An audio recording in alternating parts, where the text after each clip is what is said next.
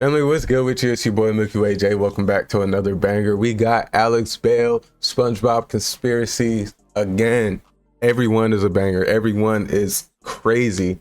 This one we got two. We're starting the mini theories that he's done because we finished all the full theories. We are starting the mini theories. He has 8 of them. We did 2 of them today.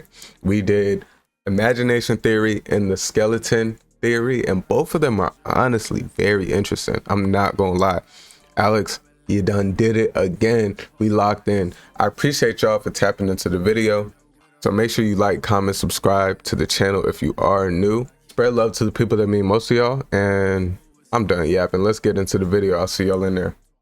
Secret alien jellyfish invasion happening in Bikini Bottom. Mr. Krabs has been replaced by a fake imaginary doppelganger. Larry the Lobster is secretly a Bikini Bottom drug lord kingpin, and many more mind-blowing reveals in these 8 final SpongeBob mini theories. I originally posted these theories as a part of my giant 4-hour-long final SpongeBob conspiracy compilation, but some people said it was kind of annoying to skip through the old content just to find the new theories, so I'm reposting just the mini theories here for your convenience. And also, shout out to Alex for the convenience, always looking out to milk these theories for every cent I can. Hello. Hey, do your thing, get your bread. I worked hard on these mini theories. I think I deserve that. No, and get your bread, bro. Done, still go check out that compilation because the old theories have a ton of new content in them too. Please enjoy the final SpongeBob theories I will ever post, and stick around till the end to hear what other shows and movies I will be covering next. Thank you. Let's begin. Before we start, real quick, how I'm gonna do this, as y'all can see down here, it's an hour-long video. So I'm gonna split this up into like, I'm gonna just watch the time. I'm gonna split this up. So we're gonna get multiple videos out of these. Why? Might as well, right? Let's get into it. The imagination theory. So here's a question I've been asked from the very start of making these SpongeBob theories. How is there fire underwater? It's probably one of the most obvious contradictions in this show, and the creators will usually go out of their way to draw attention to the fact that it doesn't make any sense. At least it's warm around the fire. Hey, if we're underwater, how could there be a... Whoever sent this obviously has no idea about the physical limitations of life underwater. Might as well throw these in the fire. So finally, I will give the people my answer to this infamous age-old question. How is there fire underwater? It's just a cartoon. I'm not kidding, that's actually my answer. SpongeBob is not the real world. It's a cartoon. It has its own cartoon logic where absurd things like fire being underwater can happen. But that doesn't mean there's nothing here to theorize about. Just because it's cartoon logic doesn't mean it's not still logic. If you pay close attention, you can see that there is a consistent internal logic and rules to how this cartoon world really works. I think how SpongeBob cartoon logic works is best explained in the Season 3 episode, Idiot Box. In this episode, SpongeBob and Patrick spend the day playing inside of a box, but Squidward keeps hearing impossible sound effects coming from it. SpongeBob? And how are they creating these sound effects? How are you two making those noises? Imagination. Fun story, real quick. Real quick. I'm out in the living room, chilling, watching TV. The family's with me. My little son, he's in the room, door closed. I'm hearing all this noise inside the room. I open the door and he just sitting there, like sitting there calm, not doing nothing, just chilling. But like he didn't hear me coming or nothing, I promise you. But like, and he was sitting there like comfortably, like he didn't just get in that position. It reminded me of this episode. I dead ass said, I looked and I said, this is like the SpongeBob episode. Understanding why is he not doing nothing? But I was hearing so much noise. This episode tells us that anything that is imagined in SpongeBob can physically come to life. We can see this imagination rule in every single episode of the show. The most obvious example of this is when a character is thinking and a thought bubble appears above their head. But in SpongeBob, these thought bubbles are real physical things. Other characters can see and physically interact with them. Wait, hold on! My pen is out of ink. Plankton! They do this a lot. So not even in a flashback. because things imagined in SpongeBob come to life.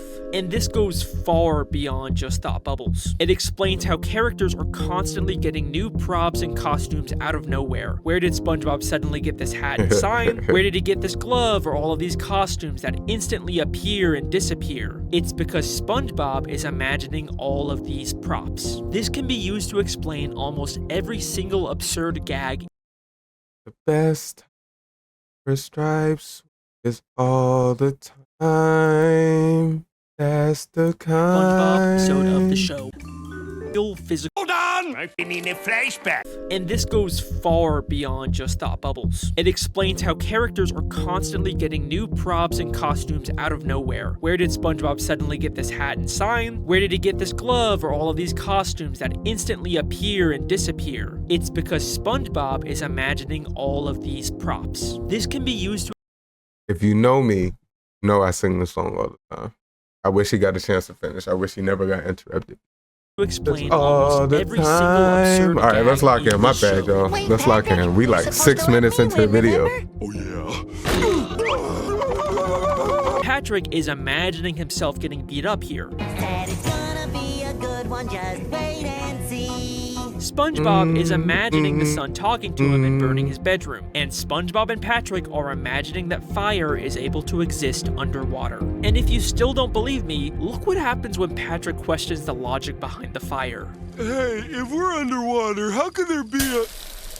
The moment they start doubting the logic of the fire, it disappears because That they're makes no longer sense. able to imagine it. This rule also seems to be limited by how imaginative each character is. Squidward, who never even got the idiot box to work, rarely ever manifests any imaginations, while SpongeBob, arguably the most imaginative character in the show, Right. has created living characters One like of the most Doodlebob and imaginative- Bubble Buddy magi- using his imagination, both of which Never have ended mind. up continually reappearing throughout the entire show. Bubble Buddy even went on to create an entire bubble town full of bubble citizens, all stemming from SpongeBob's imagination. This theory also explains why Mrs. Puff gets trapped in so many delusions. They are literally manifesting around her because of her imagination. Okay, but Whoa. what's the point of explaining all of this? Even if you didn't know the exact mechanics of it, you probably already understood that random stuff can just appear and disappear in a cartoon. I'm not really telling you anything groundbreaking.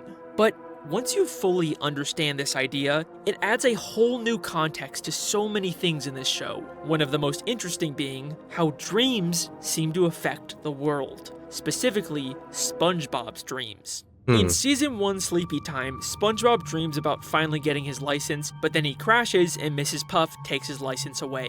And this is exactly what happens later in the Season 2 episode, No Free Rides. Mrs. Puff gives him a license, instantly regrets it, and after SpongeBob crashes his car, Mrs. Puff takes his license away. So, did SpongeBob's dream predict this event? Or did his imagination literally cause it to happen? Okay, you're not convinced yet? Don't worry. This is far from the only instance of this happening. In Season 2 Procrastination, SpongeBob dreams about his pineapple burning down, which happens later in Season 9 Gary's New Toy. In Season 5 Roller Cowards, he dreams about crashing on a Glove World roller coaster. And then it happens in Season 10 Don't Wake Patrick. Even dreams we don't see come true. In Squids on a Bus, Squidward becomes a bus driver for the day, and SpongeBob says this. I've always dreamed one day I'd board a bus and see you Wow. driving it. Now, I already know what you're gonna say. SpongeBob's a very long-running show. A lot of these basic plots were bound to happen eventually, right? You know, it's like how The Simpsons can predict the future. But in Season 4's Fear of Krabby Patties, SpongeBob dreams about everyone in the Krusty Krab turning into giant killer Krabby Patties.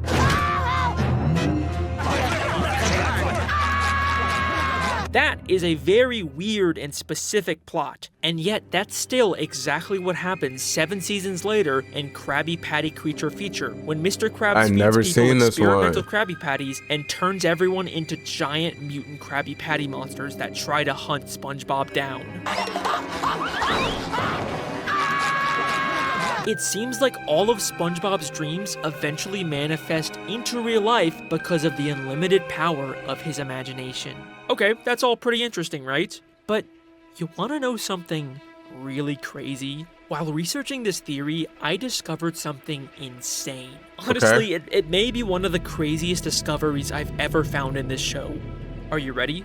In the Season 6 special, Truth or Square, all of the characters get trapped inside of the massive ventilation system beneath the Krusty Krab. There's an entire network of tunnels and air ducts underground. This is crazy. At a certain point, Mr. Krabs gets separated from the group. A crossroads. I'll go this way, and SpongeBob, you lead him down that way. I remember this episode, actually.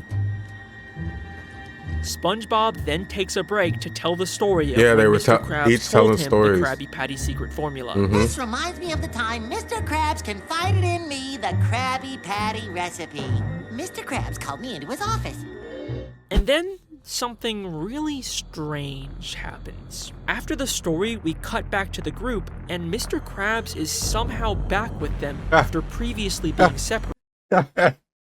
Wait. How did you catch this? I didn't know that. I did not notice that. I'm serious. There's no scene of them being reunited. He's just gone and then back somehow, and it's never explained in this episode. I mean, what was even the point of wasting time and money animating them split up if they were just gonna immediately bring Mr. Krabs back without any explanation? No, that's crazy. I'll go this way, and SpongeBob, you lead him down that way. You could literally remove the scene of Mr. Krabs separating from them, and the episode would make total sense. But wait a second. Look at how SpongeBob's story ends. You can never tell another living soul. Wait, hold on! Plankton! You'll never get me formula, not even in a flashback.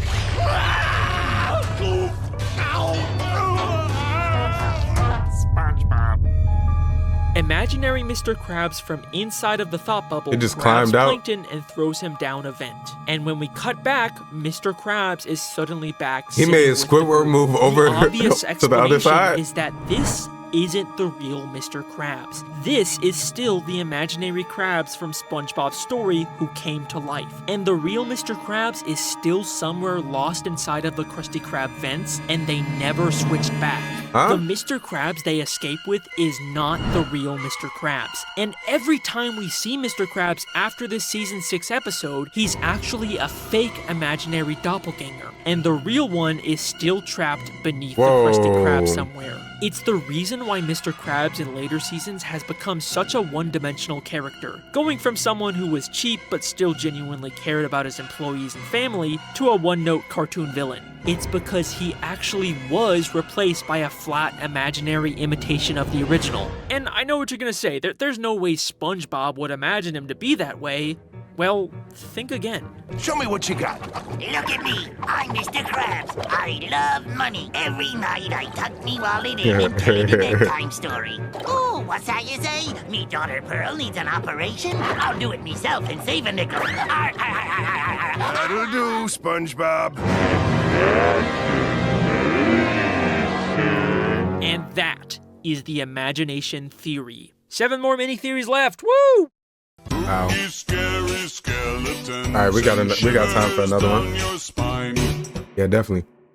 Just a heads up, some of these new mini theories kind of build off of my old SpongeBob We done seen 'em all. So We done if you've seen never 'em all, seen my Alex. We television good. theory, I recommend watching that first. So there's this viral image that's gone around the internet that points out a really There seems to be a frightening number of mini dead humans in SpongeBob. I never seen this meme, but funny detail about this show.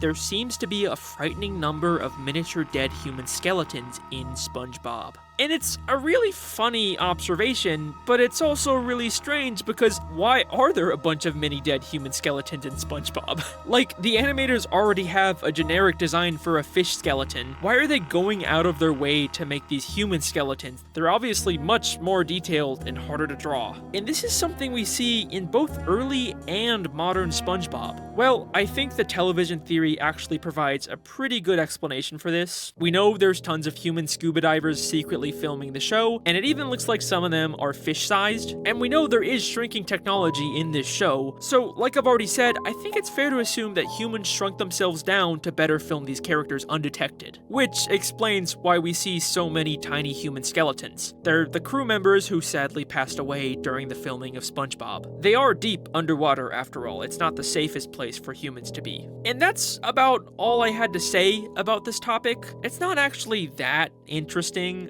I probably wouldn't have even bothered making this separate mini theory if it wasn't for a very interesting piece of SpongeBob history that was recently made public. The original SpongeBob Pitch Bible, the document created by Steven Hillenburg in 1997 to pitch the show to Nickelodeon, was just recently finally made available to the public. And it is full of fascinating early ideas and concept art for the show. But what's interesting to me is that much like the show itself, the Pitch Bible is presented like a fictional in-universe report from a team of deep-sea divers discovering Bikini Bottom for the first time. An afternoon ascent into the deep crystalline gulf, which plummets from the island's coral base, revealed the natural wonder which had so long eluded the eyes of mankind. We had indeed found SpongeBob, which was the original name for SpongeBob. There before us, glistening in the glow of our dive lamps, sat a submerged treasure unlike any other in the world. We were afforded a first-hand glimpse into the character of SpongeBob. So this is like confirming. It's crazy that even the Pitch Bible for this show has lore. If this doesn't prove the television theory, I don't know what does. But nah,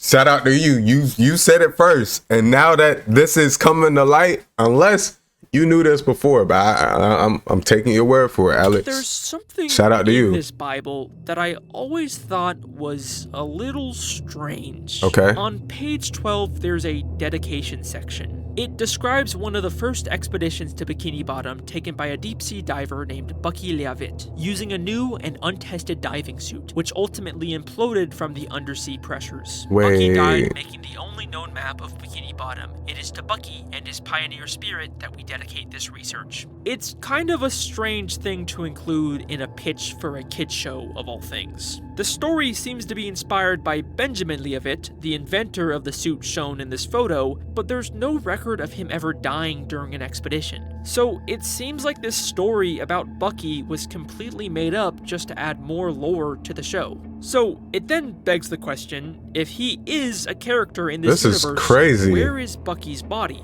Could he possibly be one of the skeletons we've seen throughout the show? Well, we know Bucky died in his old prototype diving suit, so I think his body would probably still be inside of it. So the real question is, do we know of any diving suits in Bikini Bottom? Of course we do. Yes, we do. We see it almost every episode. SpongeBob's television. SpongeBob's TV is clearly supposed to be an old diving suit helmet, but it's strange because it's so small compared to diving suits we've seen worn by other humans. So either this diving suit is from a shrunken human, or it's been compressed down to a smaller size by the pressures of the sea, just like Bucky's. We even see SpongeBob's TV design was a part of the original Pitch Bible. I think there's a very good chance that this is supposed to be at least the head of Bucky Leavitt. I think every time SpongeBob is watching TV, he's actually staring directly at a dead human skull. And if you don't believe me, in Season 10's Whirly Brain, SpongeBob and Patrick fight over the TV and actually pull it apart. And for the very first time ever, we get a look inside. It's an extremely fast moment, but if you go frame by frame, you'll see that inside of SpongeBob's TV is... No! What? You caught this, Alex? This is AI. What looks like a human skull. And that is Skeleton Theory. Rest in peace, Bucky. Alright. I think that's a good place to stop. So we got two of the mini theories down. We got the imagination theory and we got the skeleton theory. Both of them were actually crazy. And I feel like they're very good conspiracy theories. Shout out to Alex Bale. Honestly, helping provide the content. Great theories every time. Always interesting. Always engaged.